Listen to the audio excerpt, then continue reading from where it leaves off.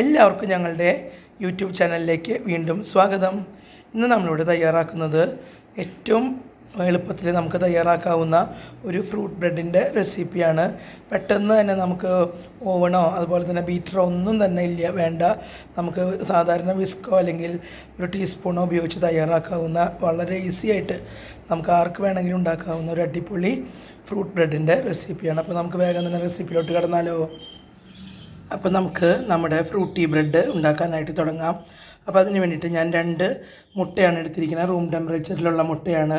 അതിലേക്ക് ഞാനൊരു 2 നുള്ള് ഉപ്പ് ചേർത്ത് കൊടുക്കുന്നുണ്ട്.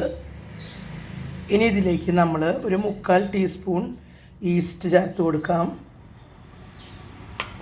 ഇൻസ്റ്റൻറ്റ് ഈസ്റ്റാണ് ഞാൻ ചേർത്തിരിക്കുന്നത് കേട്ടോ. അതുപോലെ ഒരു 3 ടേബിൾ സ്പൂൺ പഞ്ചസാര ചേർത്ത് കൊടുക്കാം. ഇനി ഇതിലേക്ക് ഞാനൊരു 1/2 ടീസ്പൂൺ വാനില എസൻസ് ചേർത്ത് കൊടുക്കുന്നുണ്ട്. ഇനി ഇത് നമ്മൾ ഒരു വിസ്ക് വെച്ചിട്ട് നല്ല പോലെ ഒന്ന് മിക്സ് ചെയ്ത് വയ്ക്കാം.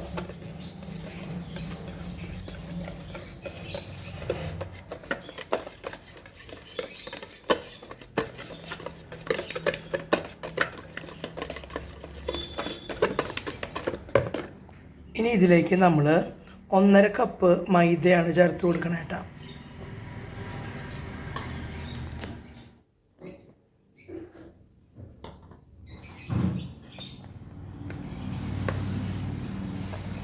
ഇത് നമ്മൾ നല്ല പോലെ ഒന്നുകൂടി യോജിപ്പിച്ചെടുക്കാം.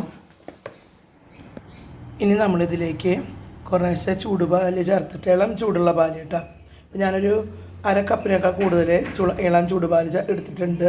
അത് ഇതിലേക്ക് കുറേശ്ശെയായിട്ട് ഒഴിച്ച് കൊടുത്തിട്ട് നമുക്കിതൊരു കേക്കിൻ്റെ ബാറ്ററിൻ്റെ കൺസിസ്റ്റൻസി ഉണ്ടല്ലോ അതുപോലെ നമുക്കിതൊന്ന് ബീറ്റ് ചെയ്തെടുക്കാം. ചെറിയതായിട്ട് മതി കേട്ടോ. അപ്പോൾ നമുക്ക് ഒരു 3/4 കപ്പ് പാലാണ്, ഇളം ചൂടുപാലാണ് ഇതിലേക്ക് വേണ്ടി വന്നിട്ടുള്ളത് കേട്ടോ. ഇത് നല്ല പോലെ ഒന്ന് ബീറ്റ് ചെയ്ത് വെക്കാം. പിന്നെ കളറിന് വേണ്ടിയിട്ട് നമുക്ക് അല്പം ഫുഡ് കളർ ഇതിൽ ചേർത്ത് കൊടുക്കാം. ഞാനിവിടെ യെല്ലോ ഫുഡ് കളറാണ് ചേർത്ത് കൊടുക്കണത്. ഒരു 2 ഡ്രോപ്പ്. നിങ്ങൾക്ക് ഇഷ്ടമില്ല എന്നുണ്ടെങ്കിൽ ചേർക്കണം എന്നില്ല. അപ്പം നമ്മുടെ ബാറ്റർ ഇവിടെ റെഡി ആയിട്ട് വന്നിട്ടുണ്ട്. ഇനി നമുക്കിത് ഏകദേശം 1 മണിക്കൂർ നേരം ഇതൊന്ന് പൊങ്ങാനായിട്ട് മാറ്റി വയ്ക്കാം. അപ്പോൾ ഇത് ഒരു സ്പാച്ചിൽ ഉപയോഗിച്ചിട്ട് ഇതിൻ്റെ സൈഡിലത്തെയൊക്കെ കൂടി ഒരുമിച്ചിടാം. നമുക്ക് 1 മണിക്കൂറിന് ശേഷം നമുക്ക് ഇതൊന്ന് മൂടി വെക്കണം കേട്ടോ. 1 മണിക്കൂറിന് ശേഷം നമുക്കിത് പെട്ടെന്ന് തന്നെ തയ്യാറാക്കിയെടുക്കാം. വളരെ ഈസിയാണ്. നമ്മുടെ മാവ് നല്ലപോലെ വീർത്ത് വന്നിട്ടുണ്ട് കേട്ടോ. ഇനി നമുക്കിതൊരു കേക്ക് ട്രേയിലേക്ക് ഒഴിച്ച് കൊടുക്കാം മുഴുവനായിട്ട്. അതിലേക്ക് അല്പം ട്യൂട്ടി ഫ്രൂട്ടിയും ഒക്കെ വിതറി കൊടുക്കാം.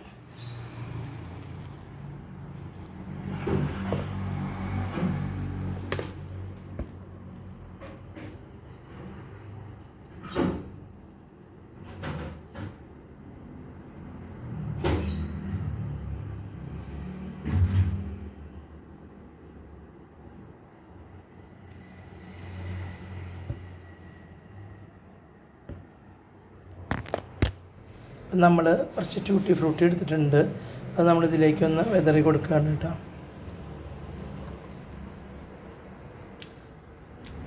നമുക്കിതൊന്ന് മിക്സ് ചെയ്ത് കൊടുക്കാം.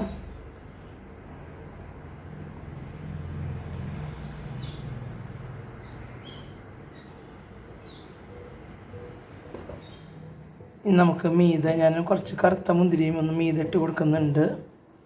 അതും കൂടെ നമുക്കതിലേക്ക് അവിടെ ഇവിടെയൊക്കെ ആയിട്ടിട്ട് കൊടുക്കാം.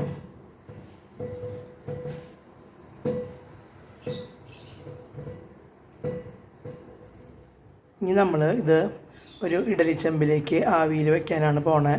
ആവിയിൽ ഒരു മീഡിയം ഫ്ലെയിമിൽ നമുക്കിതൊരു 10 മിനിറ്റ് നേരം, ആദ്യം ഹൈ ഫ്ലെയിമിലും ആവി വന്നു തുടങ്ങുമ്പോൾ ഒരു മീഡിയം ഫ്ലെയിമിലായിട്ട് ഇതൊരു 15 മിനിറ്റ് നേരം നമുക്കിതൊന്ന് ആവി കയറ്റിയെടുക്കാം.